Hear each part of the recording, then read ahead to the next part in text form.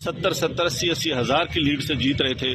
ہم نے ان کو ہروایا ہے اور ان کے اوپر جعلی مورے لگا کے سب کو ہروایا. کمشنر صاحب جب جعلی مورے لگ رہی تھی اس وقت آپ نے کسی سے کہا کہ یہ سب کچھ ہو رہا ہے، غلط ہو رہا ہے، اس کو روکا جائے؟ دیکھیں میں یہ ساری اس غلط کاری کی ذمہ داری اپنے اوپر لے رہا ہوں اور ساتھ آپ کو بتا رہا ہوں کہ جو چیف الیکشن کمشنر ہے، جو چیف جسٹس ہے، وہ بھی اس کام میں پورے شریک. کس کے کہنے میں سب کچھ ہوتا رہا؟ یہ اتنا سب کچھ ہوا آخر کس کے کہنے میں ہوتا رہا؟ کیوں پریشر؟ میرے اوپر کوئی دباؤ نہیں ہے.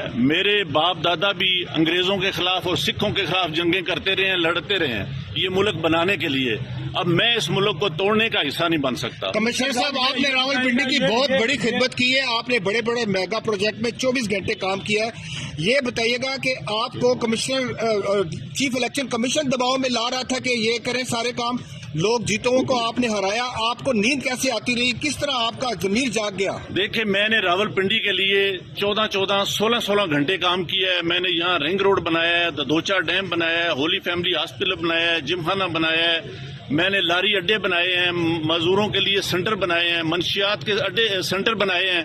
سب کچھ میں اپنے ملک کی بہتری کے لیے کرتا رہوں، لیکن آخر پہ میں نے جو اس ملک کے پیٹ میں چھرا گھونپا ہے مجھے وہ سونے نہیں دیتا. میں یہ سکون کی موت مرنا چاہتا ہوں. میں جو میں نے ظلم کیا ہے مجھے اس کی سزا ملنی چاہیے اور باقی بھی اس ظلم میں جو لوگ شامل ہیں پولیس بھی شامل ہے؟ ان کے نام بتائیں گے جو لوگ آپ کے ساتھ یہاں کرتے